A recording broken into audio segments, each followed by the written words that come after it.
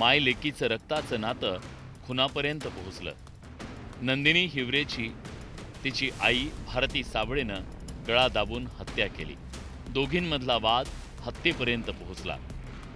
नंदिनीचा विवाह झाला होता, मात्र पतीपासून विभक्त होऊन ती आईसोबत राहत होती। एका तरुणासोबत तिचे प्रेमसंबंध होते आणि त्याच्याशी लग्न करण्याचा तिचा आग्रह होता। याच वादातून भारती साबळेनं आत्महत्येचा प्रयत्न केला। त्यावेळी नंदिनीनं काहीही प्रतिक्रिया दिली नव्हती। 2 दिवसानंतर दोघीत पुन्हा वाद झाला। यावेळी तू दुसरा नवरा केलास, मग मी प्रेम केलं तर काय चूक, असा प्रश्न नंदिनीनं विचारला। या प्रश्नानं संतापलेल्या भारतीनं रबरी पाईपनं नंदिनीची गळा आवळून हत्या केली। धक्कादायक बाब म्हणजे हत्येनंतर जवळपास 10 तास भारती लेकीच्या मृतदेहासोबत घरात होती।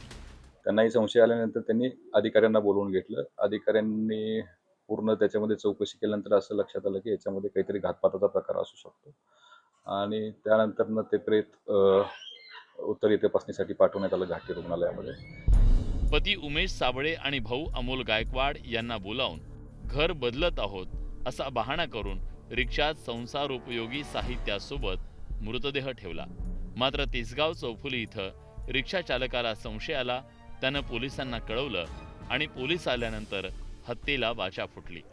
प्रेम प्रकरणाचं देखील काहीतरी जोडलेलं प्रकरण आहे। आता बघा कालच गुन्हा दाखल झालेला आहे। तपास जसा पुढे जाईल तसं त्याच्यामध्ये काही बाबी निष्पन्न होतील। खात्रीनं जर सांगण्यासाठी तुम्हाला PCR मध्ये अजून काही गोष्टी निष्पन्न होतील। प्रेम, प्रतिष्ठा आणि राग या त्रिकोणात एका 21 वर्षीय तरुणीचा बळी गेला। संवादातून दोघींना मार्ग काढता आला असता, मात्र संतापाच्या भरात एक नातं कायमचं संपलं। आईच्या आत्महत्येच्या प्रयत्नानंतरही डोळ्यामध्ये असलेला कोरडेपणा आईच्या मनामध्ये घर करून गेला आणि त्यातूनच या निर्दयी आईने आपल्या मुलीला संपवलं। अनेक आई आपल्या मुलांवर निस्वार्थ प्रेम करणाऱ्या कहाण्या आपण ऐकल्या असतील, मात्र आपल्याच मुलीला संपवणं हे देखील या आईचं एक कृत्य समोर येत आहे। त्यामुळं आता या आईला आई म्हणावं की एक वैरीण असा प्रश्न निर्माण झालाय। अविनाश कानडजे, न्यूज 18 मराठी, छत्रपती संभाजीनगर।